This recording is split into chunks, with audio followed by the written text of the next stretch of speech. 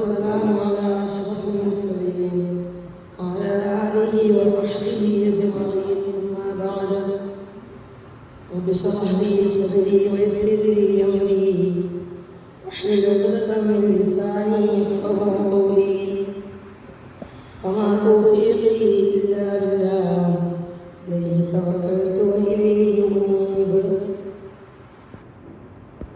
قال الله عز وجل في القرآن الكريم: فأعوذ بالله من الشيطان الرجيم. بسم الله الرحمن الرحيم. السابقون الأولون من المهاجرين والأنصار والذين اتبعوهم بإحسان رضي الله عنهم ورضوا عنه وأعد لهم جنات تجري تحتها الأنهار خالدين فيها أبدا، ذلك الفوز العظيم. قال رسول الله صلى الله عليه وسلم: أصحابي كالنجوم. എന്നുമ്പിൽ ഭവിഷ്ഠരായിരിക്കുന്ന ആദരണീയരായ ഉസ്താദുമാരെ, മറ്റ് എൻ്റെ ശബ്ദം ശ്രവിക്കുന്ന താഴെയും സുഹൃത്തുക്കളെ, അസ്സലാമു അലൈക്കും. 1400 വർഷങ്ങൾക്ക് മുമ്പ് മദ്യവും മദിരാക്ഷിയും ചൂതാട്ടവും വികാരപൂജയും അവകാശധ്വംസനവും അക്രമവും അനീതിയും അസമത്വവും കുടികുത്തി വാണിരുന്നൊരു കാലത്ത് എന്തിനെ പോട്ടെ സ്വന്തം പെൺകുഞ്ഞിനെ നാണക്കേടിന്റെയും അപമാനത്തിന്റെയും പേരിൽ കുഴിച്ചു മൂടുമാറപ്പതിച്ചൊരു കാലത്ത് അതിനെയെല്ലാം നേരിടാനും പോരാടി ജയിക്കുവാനും വേണ്ടി അല്ലാഹു തിരഞ്ഞെടുത്ത എണ്ണത്തിൽ കുറഞ്ഞൊരു സമൂഹമാണ് സ്വഹാബത്ത്. ദീനിന്റെ മാർഗത്തിൽ വളരെ ത്യാഗപരിശ്രമം നടത്തിയവരാണ് അവർ.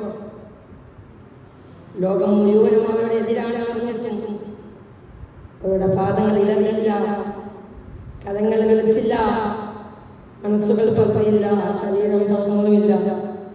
ചുണ്ടുകളിൽ തസ്ബീഹും മനസ്സുകളിൽ അല്ലാഹുവിനോടും റസൂലിനോടുമുള്ള സ്നേഹം കൊണ്ട് നിറഞ്ഞിരുന്നു. ഇതിനുദാഹരണമായി കുറച്ച് സംഭവങ്ങൾ നാം പറഞ്ഞു തരാം.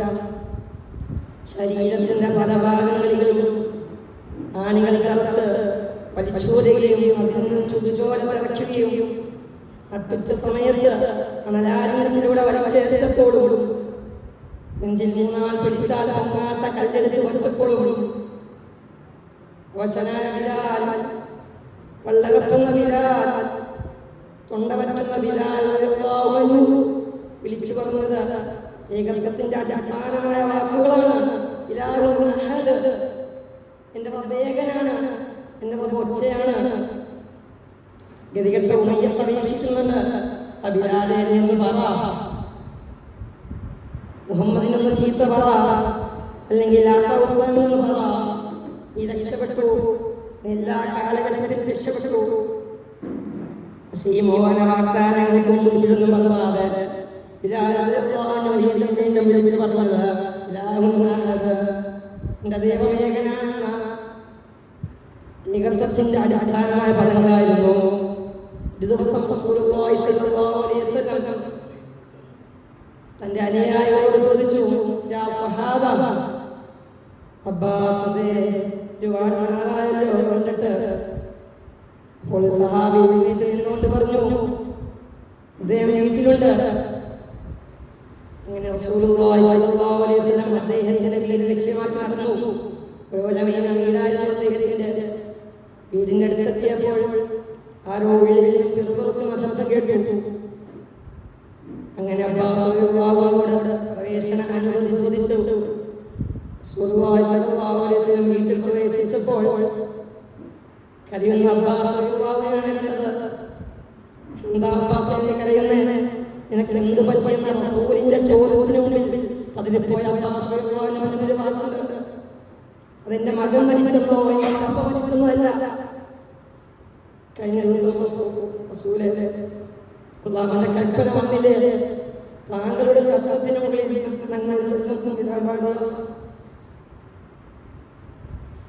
ഞാൻ ശബ്ദമുള്ള ആളല്ലേ നബിയെ, ഞാനെങ്ങാനും ശബ്ദിച്ചാൽ അങ്ങയുടെ ശബ്ദത്തിന് മുകളിൽ എന്റെ ശബ്ദം ഉയരുമെന്ന് ഭയപ്പെട്ടതിനാൽ എൻ്റെ ശബ്ദം മയമാക്കാൻ കഷ്ടപ്പെടുകയാണ് എന്ന് പറയുന്ന പൊട്ടിക്കരയുന്ന അബ്ബാസ് റളിയല്ലാഹുവിനെ കണ്ടിട്ട് റസൂലുള്ളാഹി സ്വല്ലല്ലാഹു അലൈഹി വസല്ലം തങ്ങളുടെ കണ്ണിൽ നിന്ന് അശ്രുകൾ ഉറ്റി വീണിട്ടുണ്ടെങ്കിൽ പട്ടണത്തിന്റെ നടുവിൽ സഈദ് റളിയല്ലാഹു അൻഹു വിട്ടിട്ട് ഖുറൈശികൾ ചോദിച്ചൊരു ചോദ്യമുണ്ട്. യാ സഈദ്, നിന്റെ ഈ സ്ഥാനത്ത് മുഹമ്മദും നീ നിന്റെ വീട്ടിലുമാണെങ്കിൽ നീ സ്വസ്ഥനാണോ? അപ്പോൾ സഈദ് റളിയല്ലാഹു അൻഹു പറഞ്ഞു, ഞാൻ എൻ്റെ വീട്ടിലും റസൂലുള്ളാഹി സ്വല്ലല്ലാഹു അലൈഹി വസല്ലം തങ്ങളുടെ കാലിൽ മുള്ളു കുത്തുന്നത് പോലും എനിക്ക് ഇഷ്ടമല്ല. അദ്ദേഹത്തിന്റെ മറുപടി കേട്ട് ഖുറൈശികൾ അന്താളിച്ചു പോവുകയും അദ്ദേഹത്തെ വധിക്കുകയും അദ്ദേഹം ശഹീദാവുകയും ചെയ്തു. ഞാൻ ഈ പറഞ്ഞത് ഏതെങ്കിലും നോവലിലെയോ കവിതയിലോ കഥയല്ല, രണ്ടാരുടെയോ മനസ്സിലുദിച്ചതായ കഥയല്ല.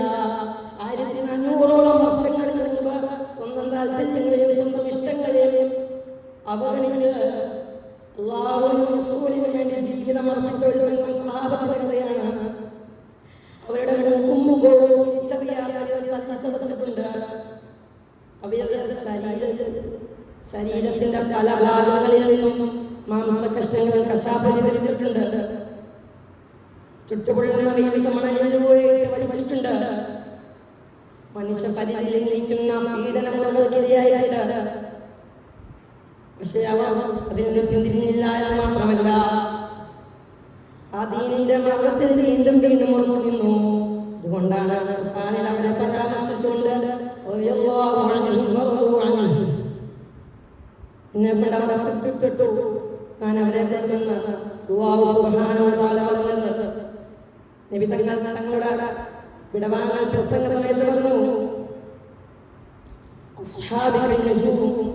എന്റെ സ്വഹാബത്ത് നക്ഷത്രത്തുല്യരാണ്, അവരെല്ലാവരും നിങ്ങൾ പിൻപറ്റിയാൽ നിങ്ങൾ വിജയിച്ചു. ഓരോരോ കാര്യങ്ങളിൽ നിപുണരായിരുന്നു, അറിയപ്പെട്ടവരായിരുന്നു. സത്യസന്ധതയിൽ അബൂബക്കറും ചാഞ്ചല്യമില്ലാതെ ഉറച്ചു നിൽക്കുന്നതിൽ ഉമറിനെയും വീരവീരരണോത്സവത്തിന് അലിയെയും രഹസ്യങ്ങൾ സൂക്ഷിക്കുന്ന ഹുദൈഫയെയും കുടുംബജീവിതം നയിക്കുന്നതിൽ ആയിഷ ബീവിയെയും സ്വർഗത്തിൽ പാലിൽ പറഞ്ഞുല്ലസിക്കുന്ന ജഅഫറിനെയും ഹംസയും ജമീലയും നമുക്ക് ചരിത്രത്തിലൂടെ മനസ്സിലാക്കാൻ സാധിക്കും. ഈ സമകാലിക ലോകത്ത് റസൂലിന്റെ സഹായികളായ സ്വഹാബത്തിന് എന്ത് പ്രസക്തി എന്ന് ചോദിക്കുന്നവരോട് എനിക്കൊന്നേ പറയാനുള്ളൂ. ആധുനിക യുഗം എന്ന് വാദിക്കുന്ന ഈ കാലഘട്ടമില്ലേ, കമ്പ്യൂട്ടറുകൾ ഭരിക്കുന്ന ഈ കാലഘട്ടമില്ലേ, വിശന്ന് വലിയൊരു മനുഷ്യൻ ഒരു പിടി ഭക്ഷണം കേട്ടതിന് അയാളെ മരത്തിൽ കെട്ടിയിട്ട് കൊന്നതാണോ ആധുനികം? അതല്ല. ലഡുവിന് സോസ് തന്നില്ല എന്ന് പറഞ്ഞ് ഒരു കടക്കാരനെ കമ്പി കൊണ്ട് നൽകിയതാണോ ആധുനികം? അതല്ല. റോട്ടിൽ കൂടെ ഓടുന്ന ഒരു പാവപ്പെട്ട മനുഷ്യൻ അദ്ദേഹത്തിന്റെ കയ്യിൽ ഇറച്ചിയുടെ പശുവിന്റെ ഇറച്ചിയാണെന്ന് പറഞ്ഞ് തല്ലിക്കൊന്നതാണോ ആധുനികം? കല്ലിനും കഞ്ചാവിനും വേണ്ടി സ്വന്തം മാതാപിതാക്കളെ കൊല്ലുന്നവരാണോ ആധുനിക മനുഷ്യർ? ഈ കാലഘട്ടത്തിൽ ഒരു സ്ത്രീക്ക് ഒറ്റയ്ക്ക് റോഡിലൂടെ നടക്കാൻ സാധിക്കുമോ? ഈ സന്ദർഭങ്ങളിലാണ് സ്വഹാബത്തിനെ പോലത്തുള്ള മനുഷ്യരുടെ ചരിത്രങ്ങൾ വിസ്മരിക്കപ്പെടുന്നത്. 1400 വർഷങ്ങൾക്ക് മുമ്പ് നിലകൊണ്ട ഇസ്ലാമിക ഭരണകൂടങ്ങളുടെ അടിത്തറയിലുള്ള സ്വഹാബാക്കളായിരുന്നു. ആ കാലഘട്ടത്തിൽ ഒരു സ്ത്രീക്ക് രാവിലെ ഒറ്റയ്ക്ക് എത്ര ദൂരം വേണമെങ്കിൽ നടക്കാമായിരുന്നു. ഇതാണ് ആധുനിക യുഗം. ആധുനിക യുഗം എന്നോ കഴിഞ്ഞുപോയി. ഇത് ജാഹിലിയ്യ കാലഘട്ടമാണ്. ഈ സന്ദർഭങ്ങളിലാണ് അസമത്വത്തിനും അക്രമത്തിനും അധീനത്തിനും എതിരെ പോരാടാൻ വേണ്ടി സ്വഹാബത്തിനെ പോലുള്ള നവോത്ഥാന പുരുഷന്മാർ ജനിക്കേണ്ടത്. നമുക്കെല്ലാവർക്കും ആ നിലയിൽ നമ്മുടെ ഈമാനിലെത്തിക്കാൻ അല്ലാഹു തൗഫീഖ് നൽകട്ടെ എന്ന ദുആവസ്യത്തോടുകൂടി എൻ്റെ വാക്കുകൾ ഉപസംഹരിക്കുന്നു. അസ്സലാമു അലൈക്കും.